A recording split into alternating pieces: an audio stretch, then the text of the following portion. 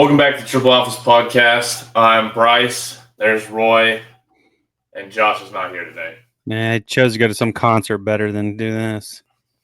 I didn't know what he was doing. He didn't tell me. He said he was going to Minneapolis for some concert. Oh, interesting. All right. I got the script open.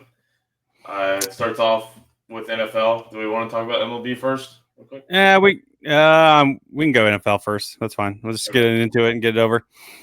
We're doing the NFC West this week. We will be starting with the fourth place finisher, the San Francisco 49ers, at 6-11. They have Brock Purdy still. Christian McCaffrey's healthy now. Brandon Ayuk's out. Juwan Jennings questionable. George Kittle still have a good offensive line. And still a lot of returners on defense like Nick Bosa and Fred Warner. This team has a lot of really good players, but they also lost a lot of really good players. Very down season for them last year after making a good run the year before. They just had a lot of injuries they were dealing with. It seemed like all season they couldn't overcome it. Like Deebo Samuel going down. I mean, it was left and right players, CMC. It didn't matter who it was. They were all going down for that team. I still think this team could be pretty good. Brock Purdy, he's a game manager. He's got a good offensive line. He can still complete passes, still got good receivers, even though he's lost some. I don't think this team will be 6-11 again. I think they have a decent head coaching staff and a good team, and especially a really strong defense to rely on. I think that this should be a playoff team still, in my opinion. They just had so many injuries that it was a down year for them. But I see a bounce back year, hopefully. No, I agree. I mean, yeah, the injuries. I mean, when Christian McCaffrey went down early and then nag, and then he got hurt again. So, I mean, they tried to bring him back. That's just going to be this team's got weapons. Brock Purdy, I'm still not sold. I mean, he's like you said, game manager. I think he's a decent quarterback. I just don't know. He's not one that's going to win the ball game if you need to. But they got enough weapons to make him good. George Kittle is probably one of the top tight ends in the league. Offensive line's good. Defense, yeah, they're getting back. You got Fred Warner, you got Nick Bosa, you got guys. If they can stay healthy, they're going to be a good team, and they're going to they will be a bounce back team this year. I think they say Christian McCaffrey is healthy, fully ready to go, and I think that this will be a team if they can stay healthy. They're not a deep team. That's the problem. They've always had a problem with. That's just that they'll have to. Hopefully, they'll be better. They will be better this year than they were last year. Yeah, I agree. I don't really have a whole lot more to say about them. If you have it open, you want to do the I got the third place team was the Arizona Cardinals. They were 8-9. Their starting quarterback is Kyler Murray. I mean, they've had James Conner there. He seems like he's been there forever. Marvin Harrison Jr. had an average year, got hot at the end. I mean, their offensive lines, Paris Johnson, Evan Brown. They got some young guys at the offensive line. That should be improved. I mean, the problem with Kyler Murray, he bounces around so much out back there. You don't know how long you can hold it for. Trey McBride is another top tight end, and that it's great to have. He's really good for another weapon for Kyler Murray. This defense is just young. That's what killed them last year. I mean, they got a lot of young guys. Josh Sweat's good. Walter Nolan, I mean, he's only been in the league a couple of years. He's he was good in college. He was average last year. I mean, Will Johnson, Michigan's great draft pick. They got, I think, back in. They're young, but they're good. Jalen Thompson, Budda Baker. They just got some guys that can make plays. Will they be able to handle this? The explosive offenses that they see. This team. I think they're 8-9 is about where they're at. Kyler Murray gets hurt too often because he runs around too much. I mean, they got the savior Jacoby Brissett behind him, so maybe that's. I don't even know how he's still in the league. I don't either. Been in the league my entire life. And he probably got Joe Flacco still in the league. So, I mean, this team, 8-9 in a division that's tough. I'd see that's about where they're at for this year. Yeah, this team. To me, it's just it's almost like a streaky basketball shooter. Their offense has got some high power. I think James Conner is a really good running back. I couldn't believe the Steelers gave him up after he had that explosive year. And then he's been good ever since. And then Marvin Harrison Jr. to add to that, he still could be the best wide receiver out of that draft class of a really strong wide receiver draft class with like Brian Thomas Jr., what's his name from the Giants, Rome Odunze. There's a ton of them. Yeah, I mean they could be. He could be as long as Murray stays healthy. Yeah, that's the problem. I have never been a huge fan of Kyler Murray. I just think he's undersized. We haven't really seen a ton of undersized quarterbacks do great. Drew Brees is the only one that I can really think of, and he doesn't have the defense that Drew Brees had. This defense is terrible right now, I think, and unless their offense is going out and putting up crazy numbers, and Kyler Murray is staying healthy and playing like what people think he should play as, like a Lamar Jackson type player, they're not winning very many games because I just don't see any names on this list that I think just going to get you a stop defensive player. I just don't think that they have it right now. I didn't know they had DeMarcus Lawrence. I mean, I guess he'll probably be good now. He's not with Dallas. Yeah, he probably will be. He'll probably be all pro. Yeah, he probably will. I'm excited to see. Oh, wait, sorry. I'm going to look at the wrong team. That fell. They do not. That was the wrong team. I don't see him on here. That was the wrong team. Sorry. Yeah, there I see him. Yeah, I'm excited to see Marvin Harrison Jr. maybe shine a little bit more this year because I think he will be a really good player. That's the only thing I'm really excited about for this team, to be honest. I can talk about the next team. Yeah, I'll do the last one then. And second, we had the 10-7 Seattle Seahawks. They made a big move, signing Sam Darnold to a huge contract. They still have Kenneth Walker II, Jackson Smith, Njigba, Cooper Kupp signing, Torrey Horton. Going down the list, they have a decent offensive line still. And the Seahawks have always been known for their defense. I still think they have some solid players. Devin Witherspoon out of Illinois was a great corner for them. And they have a couple more spots as well, including DeMarcus Lawrence, like you said. This team, I really have no idea what to see. It's such a big shakeup, and it just feels like a completely different Seahawks team without Geno Smith and DK Metcalf. It was interesting to me for them to go out and spend that much money on Sam Darnold, who has flopped most of his season and then most of his career and then had one good season. I just don't trust it as much. I think that Vikings team was set up very well for him. I don't know how well this Seattle team is set up for him. And Cooper Kupp, I love that signing. I think that's a great veteran receiver that you have for your other receivers, and also a good outlet for Sam Darnold because that guy, I don't care how old he gets, he's going to get open on a 5-yard out. I mean, he's unbelievable. That Super Bowl performance by him a couple years ago is one of the best I've ever seen. I think this team could be pretty good. I just think it all depends on how Sam Darnold plays, pretty much. You're right. I mean, this team is going to run the ball. I mean, Kenneth Walker is a good running back. Then Zach Charbonnet is at the backup. They got a good running game. Sam Darnold, I mean, he can throw the ball. I mean, we know that. They brought in Cooper Kupp. I mean, veteran. Does he have anything left in the tank to really do anything? We'll just have to see. Torrey Horton is pretty good. JSN is good. So that they got weapons. The offensive line is okay. I'm not impressed with them. Maybe they did some upgrades, but we'll see if they can keep it, move in the right direction, because that's what they're going to try to do is run the ball.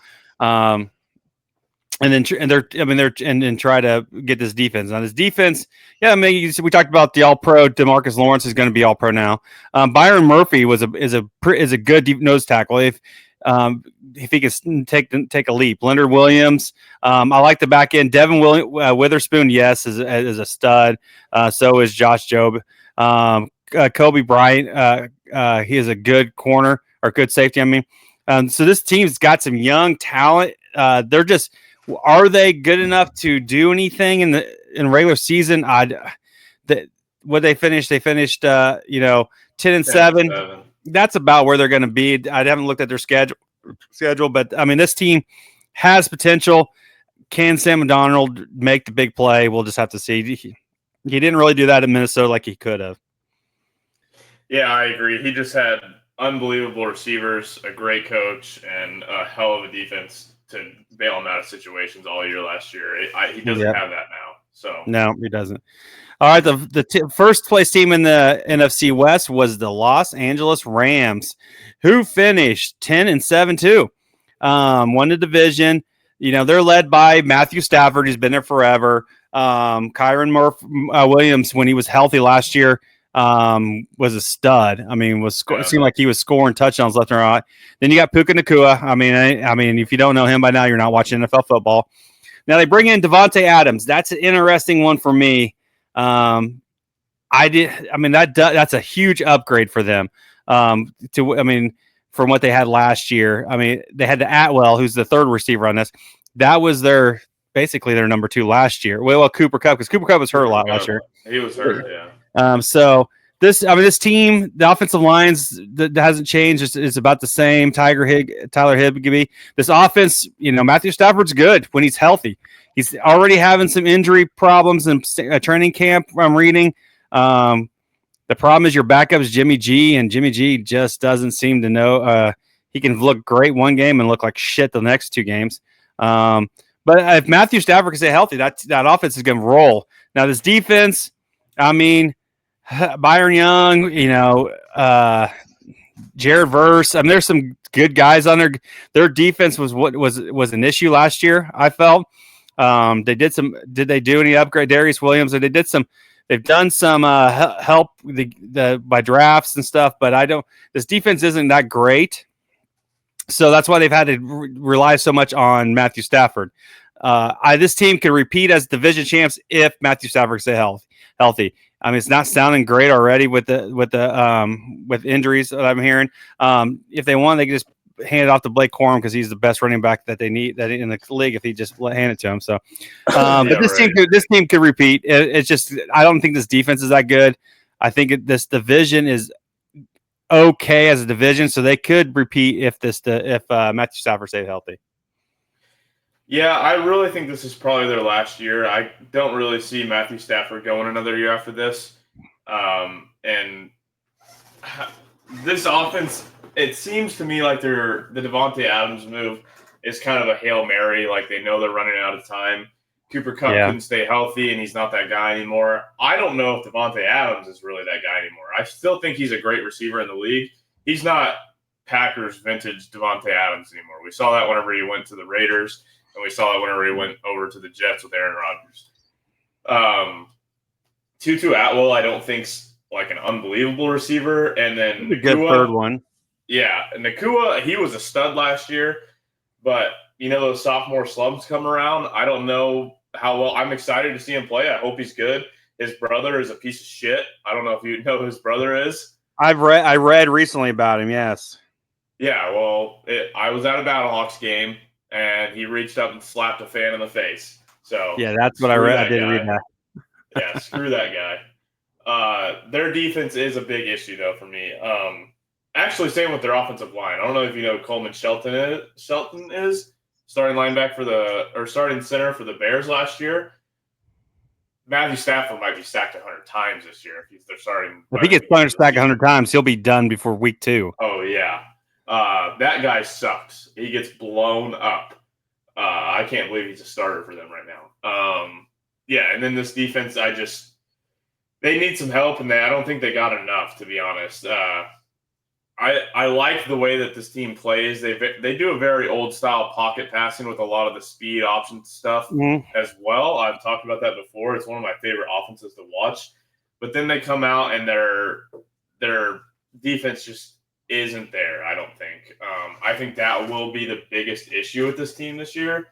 And then Matthew Stafford and Devontae Adams are the big key pieces, I think, on offense, because we know we're going to get production out of the rest. Yep. All right, so now we do our predictions, and it says Josh is already in the Google sheet. It says so. Yeah, I have it pulled up. So you want to go first? I can go first. All right. I have in fourth place. I have the Cardinals. I think that's a team that I'm not confident in them. They're too young in spots, and I'm not a Kyler Murray savior kind of guy. I think he's an average quarterback who he gets hot in some games and just looks really bad in others. I have in third place, I had the Seattle Seahawks in third. And then in second, I have the 40, or sorry, I have the Rams in second and the 49ers winning the division this year. I think they come back. I think Kyle Shanahan gets his team going in the right direction. Yeah, this one's a kind of tough for me. I also have the Cardinals in fourth. I just don't like the Kyler Murray offense all that much. I don't think it fits well in the NFL. It was really good in high school and college. That's why he was did some undefeated stuff. One of the greatest high school quarterbacks ever. Yeah, it was great for him. I don't think it translates to the NFL very well. There's some games it does, some games it doesn't. But the top three in this division, I think, could go any way because all these teams I felt like had somewhat of down years and didn't play as good as they are. If any of the team pick it up, they will win the division, in my opinion. And in third, I'm going to have the LA Rams. Really? I actually think that Matthew Stafford's going to have a down season. I don't think he's going to stay healthy, and we're going to see Jimmy G starting a lot. In second, I have the 49ers. I agree with you that Shanahan is going to bring them back a little bit, but he doesn't have the talent he did. And then I have the Seahawks winning the division. I think that as long as Sam Darnold can stay healthy and play half of what he played last year, I think that team has enough to win the division. Shout out to Kyle. He might like that pick. Josh had different than both of us. He had Cardinals in fourth, which we all had. He had the Rams in third, or not the Rams, sorry, the 49ers in third, the Seahawks in second, and the Rams winning the division. So this is one that we could get a lot of points on at the end of the year. Yeah. So that's a little different from all of this. So awesome. Yeah. Got anything else on NFL football? I mean, there's training camps going on right now. It's not been. I mean, I haven't watched any preseason game here and there, but nothing. Yeah, I watched the Bears preseason game for the first half, maybe, but Caleb Williams wasn't playing, so I didn't really care that much. Why didn't he play? Why didn't he at least play in a series? The coach didn't want him to.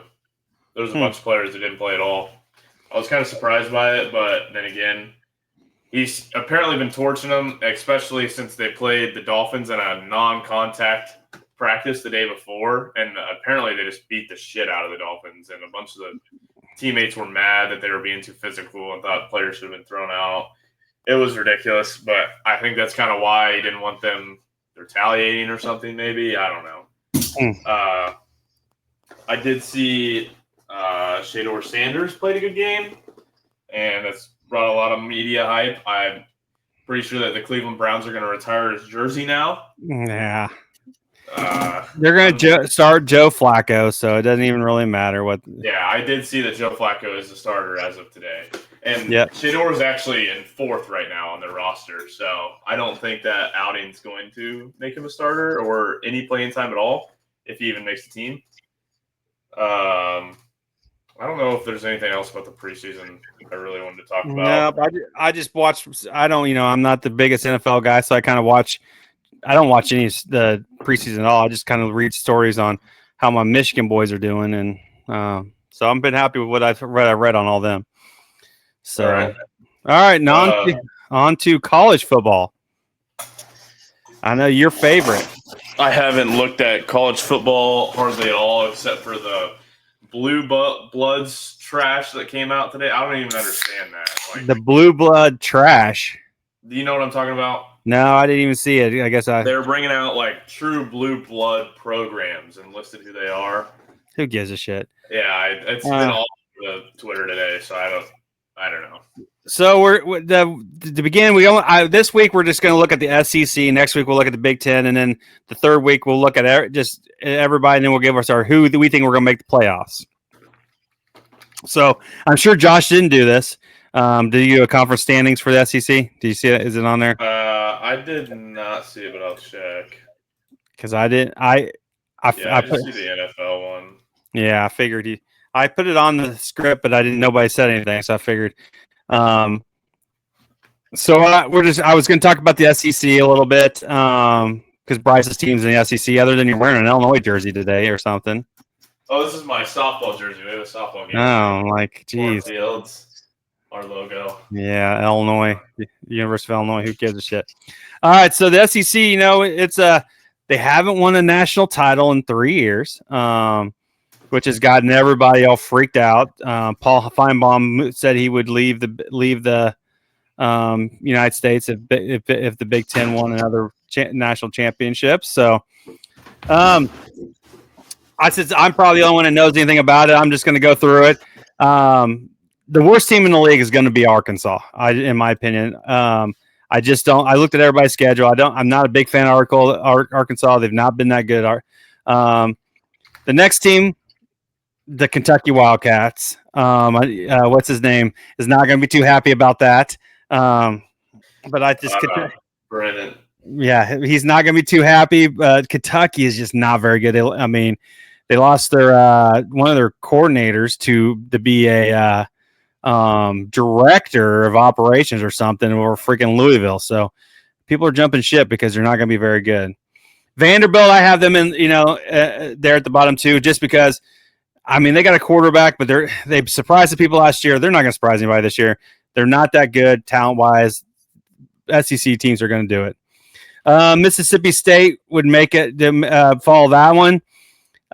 They're just not going to be very good. Auburn, which they have a tough schedule. I think they're going to be back there. Florida's the interesting team. I have them finishing 500 this year. I really think Florida. They have a good quarterback, DJ Legway or whatever his name, but he just can't. He gets hurt, and I just don't think he can last the whole season. Mississippi, who was I got them next with who Josh was all about them last year. They lose Dart. They lose all. They got to make up too many people to be any good, to be that good. Now Oklahoma's an interesting team. If their quarterback doesn't go to jail or get kicked off, get suspended for gambling, we'll just see what that. I haven't seen all that today. I putting Venmo requests. I've been seeing it for 100 different players now. Everybody's getting investigated. I've been seeing people asking for drugs on Venmo and gambling, whether it's jokes or not. Like, why would you do that? Yeah, just and title like that. That's just dumbass.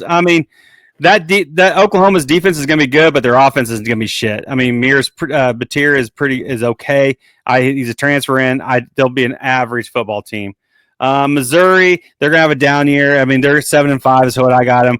I got Oklahoma 7-5 and Mississippi 7-5, and also South Carolina going 7-5. Everybody's big on South Carolina. I am not. They let Illinois manhandle them in the bowl game, and I just don't see them doing that great. Now the next one that I have is Texas A&M finishing 4. That team could be really good if they beat Notre Dame at the beginning of the season. That's going to be a different team. I just don't see them beating Notre Dame until they actually do it. I have Alabama 8-4, which is, I know anybody who likes the SEC is going to be like, what, 8-4 Alabama? I'm not that impressed. They don't have a quarterback. Their running game's not been very good. They got Williams on the wideout, but they're not going to be that good of a team. 8-4, they'll beat Wisconsin. They'll make the playoffs. They won't make the playoffs. They'll be in the top 5. So in the SEC, finishing at 8-4. Then I got Bryce's team, the Tennessee Vols, at 10-2. I think you're going to get 2 losses, a couple road games you got. I think one was at Georgia or something. So I have them at 10-2. Also, I have a different one. I have Texas going 10-2, which will Texas will beat Ohio State, but they got a tough schedule as well. The final 2 I have in second place. I have LSU going 10-2. I think they're a decent team. They're not a great team. That they could go from 10-2. They could go 8-4. I just don't see their schedule's not as hard as the other ones. That's why I gave them 10-2. And then I really think Georgia's going to go 11-1 and be the SEC champion. I think them and Tennessee or I have them in Texas. Them and LSU in the SEC championship. But I have Georgia winning it all. Any questions or any comments on any of that? I had just been looking up numbers while you were going through it and stuff. I don't know how well I think Tennessee is going to be this year. I don't know much about the quarterback, Joey Aguilar I from mean, you lost Nico, UCLA. right? Yeah, the whole Nico thing. If we still had Nico and that whole thing didn't happen, I would probably say we have a good shot to win this year. I mean, he was like a sophomore, I think, and was a stud, one of the best quarterbacks in college football, if you ask me. And then his dad, I don't want to get into it. I don't like I don't know. I don't like any of the NIL stuff, how it's set up. But I don't know much about this quarterback. Do you? No, I mean he's a talented. I think he's a 4-star. I think he's pretty good. They still got a running game, and their defense will be good. I mean they get. I think the reason I gave them a 10-2 is when if you look at their schedule, they play some good teams at home. Where Tennessee is really good at home, and that's where you can beat teams at home. You're going to win more ball games. It's the road ones. I think they're at Georgia, but then I think they got Alabama at home. So so stuff like that. So that's how I got them 10-2. They got talent. That's not a problem at Tennessee. It's just, can your quarterback play be okay, good enough to win? And I think from what I've read, he's good enough to win ball games. Now, whether he's no Nico, it's a step down. But Nico lost you some games last year because he over does some plays, so it might be better. Just have to see. I think they're going to be near the top of the conference. Yeah, I think that they'll be in the top 5. That's my hope. I don't know about. I think they'll be ahead of Alabama. I don't know if they'll be ahead of Texas, Georgia, maybe LSU. Those are the. Yeah, but I made that comment. I made a comment, and Nussmeier from LSU is probably the best quarterback in the conference. I mean, I like Arch Manning. He's got an arm. He hasn't proven to me yet. Nussmeier has an arm, is good. He's got, the problem is they hadn't had weapons around him. They got him this year. They got a shit ton of transfers in. So that's the reason why I have them there. But they're the team. Their offensive line is not great, and they're not very physical because Brian Kelly's teams aren't usually that physical. So I mean, they could lose. Texas A&M's the key one to this in my mention. If they can beat Notre Dame, they can do. They got the talent. They don't have Jimbo Fisher anymore, so they got better coaching. So that could be a different team. They could knock out some of the other ones at top. Yeah, I agree. I do think that Texas will be my winner over Georgia, though. I think Texas will be I like Archie. I think he's going to be pretty good.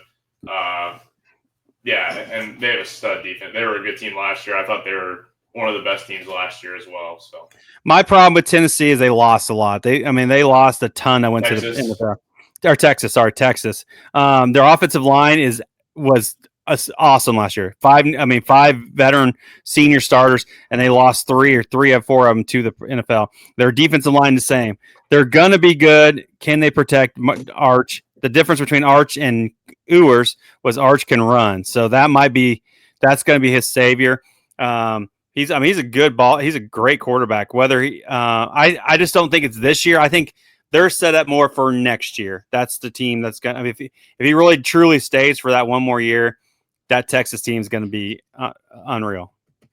From what I saw in the preseason for NFL, Ewers did not have a good outing. He had a horrible outing. Yeah.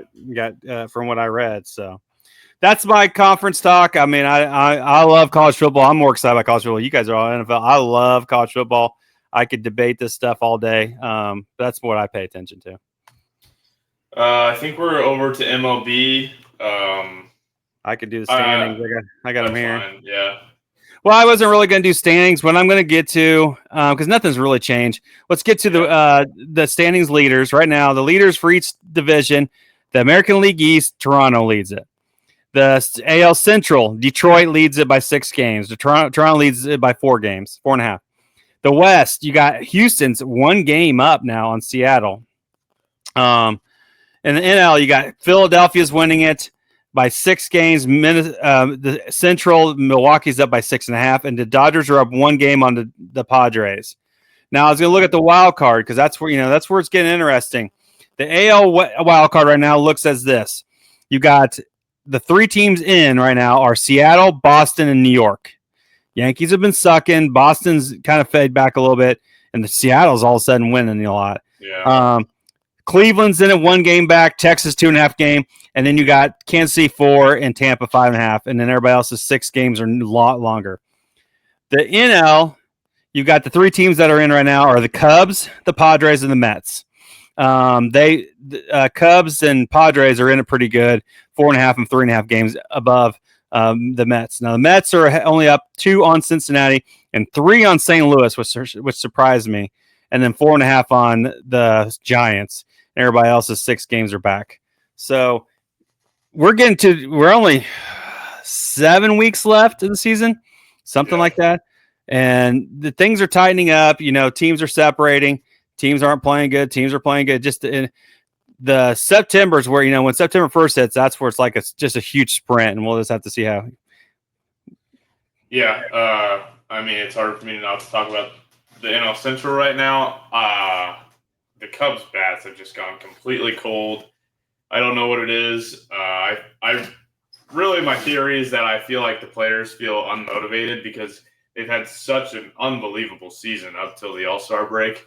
And then the front office didn't go out and get the guy, in my opinion. And I think it kind of defeated some of the players, and they're just not playing at all right now. The pitching's been good, though. The Cubs pitching has been number 1 in ERA since July 1st, I read today. And they're like top 7 in every other pitching stat. But we cannot hit the ball. It's ridiculous. And it happened at the same time that the Brewers can't lose a freaking game. No, it doesn't make any sense to me that this team – Andrew Vaughn looks like an MVP. That guy was on literally the worst team of all time last year. And now he looks like he's a stud player for the last month. I can't stand the Brewers. They're doing all this just to lose first round of the playoffs and not even win a game probably. I still think the Cubs will be in, so I'm not super worried about it. I just think that we're probably not going to win the division now, which I don't like, but it is what it is. I'm not even going to talk about the Yankees because they can't. They can hit and they can start pitching, but their bullpen sucks. The teams that Philly's been the one team that's really Philadelphia's turned it on. So has Seattle. They've been 9-1 in the last 10 games. They've really turned it on recently. And so the Padres 7-3. I think Josh and I talked about this last week. They've just been really, really good. So teams like that are in the wild card, because wild card or late, on the edge. You get hot. You can look at Arizona. It was a couple years. It was last year or a couple years ago. It's a couple years ago. They got hot in the season and got hot in the playoffs. That's all it takes. And when you got teams like that are just hot with Milwaukee, who's red hot too. That just gets you there. Those are teams that are just that you gotta be scared to play in the first round of the playoffs. Yeah, I agree. I've got the standings for our draft open. Oh yeah. And in last is Josh at 362, and I'm sure you passed me last week and not this week. I did. I am at 378 now, and you are at 386. So you have an 8-game lead on me. Yeah. I passed you last week. You got 3. Unbelievable. And my top 2 teams that have led me all year can't win a ball game: the Dodgers and the Cubs. It's unbelievable. Oh, Cubs were the first team at 60 wins, and they've got 7 wins since. So that sucks.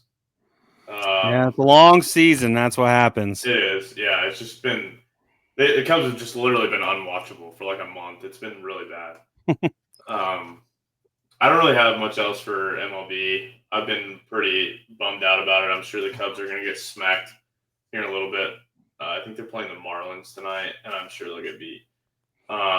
Let's take this to our miscellaneous. Did you guys do this top 5 sports you hate last week? No, we're going to do it next week. I put it on there because I want all 3 of us to do that for next week. I do have a game, if you don't have a game. I have a short one, but you can go first. Just a questionnaire. I guess I could have waited till next week because it's the teams with the fewest Major League Baseball teams with the fewest playoff wins ever. Oh boy, the top 10. Well, I'm going to start off with the Brewers. Yep, they've got the 3rd least. I would assume the Marlins, just because they're They've not got a the very old fourth team. least. Yes, they've won 2 World Series and made the playoffs like one other time, but I don't think they've ever really done anything other than that. They're the fourth least. Let's see. Trying to name like young teams first. The Rockies are probably on there. The Rockies is the team with the fewest playoff wins. That makes sense. Are you counting the Nationals as a separate team from the Expos? Yep, the Nationals are the 6th fewest team with the 6th fewest wins. All right. How many more teams do I have? You got 6 more teams. You've done 4. You're missing the 2nd, the 5th, the 7th, 8th, 9th, Let's the go 10th. with Tampa Bay. Tampa Bay, yes, is the 8th. They've won the 8th least. Now it's getting kind of tricky. Just think of newer teams. Yeah. I'm going to say the Angels are on that list. Angels are the 7th fewest wins. Keep thinking West Coast. Is the Orioles on there? No, they're an old franchise. Yeah. Think 3 of the 4 teams are West Coast. The Diamondbacks. Diamondbacks are the 9th least, or the team with the 9th fewest playoff wins. Two more out there. I don't think the Giants are on there. No, the Giants have a lot of wins. Yeah. An old franchise.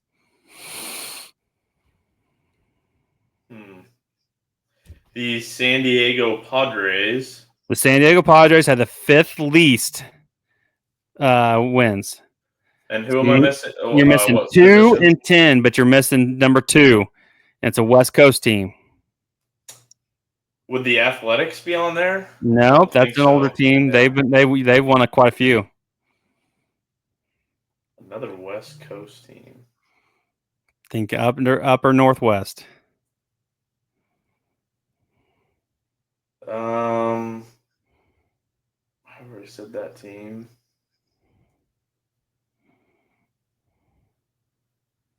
Seattle. Seattle has the second least wins. Now there's one other team. It's an older team.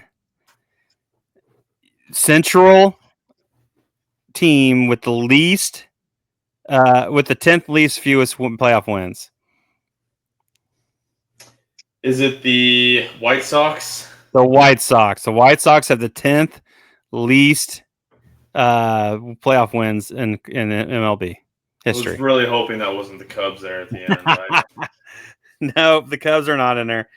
So that's my game. All right, I do have one, and it is Yankee-based since it was just you on here. All right, we'll see if I can remember anything anymore. Can you name the top 10 strikeout leaders for the Yankees of all time? Players who struck out? No, or pitchers. Pitchers. Oh, pitchers. Yeah. All right, the all-time. I'm gonna say in the organ, like the pitch for them. Okay, so like Whitey Ford. That is number 2. Number 2. Andy Pettit. That is number 1. I knew it was one of them.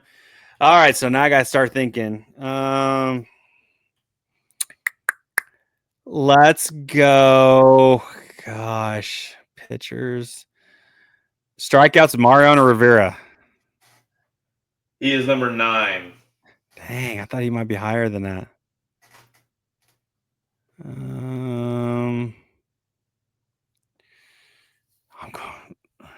I'm going blank. Why am I going blank? This is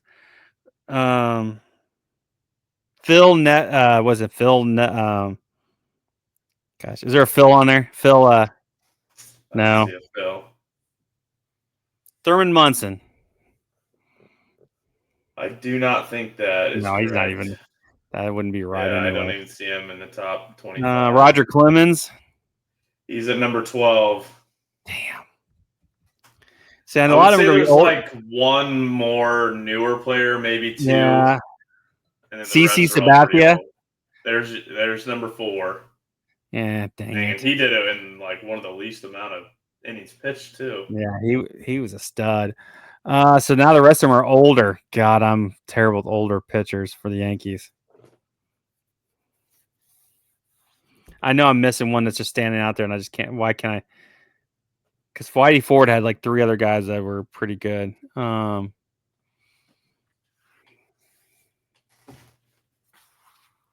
many I need?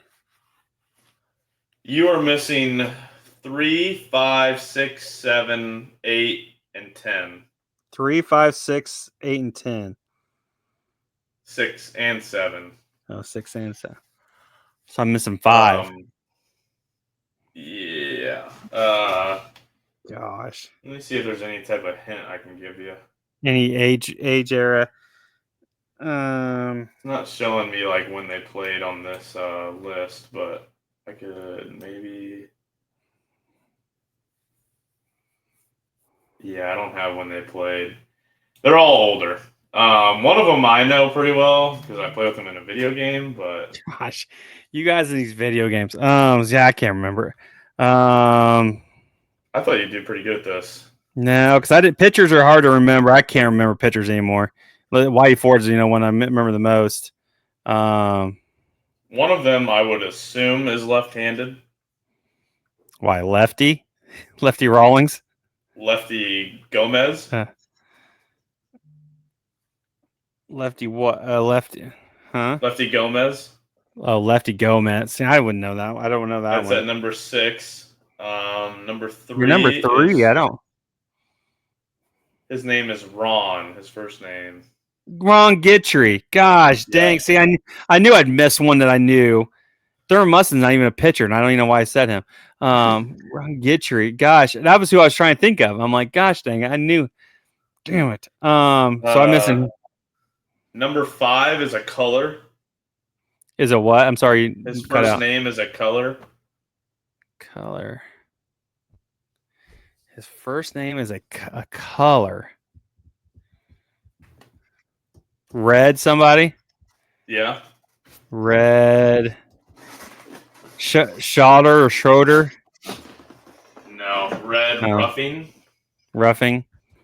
And who's the last one? Just give it to me because I won't. I'm missing 3 more. So I'm missing 3. We just did.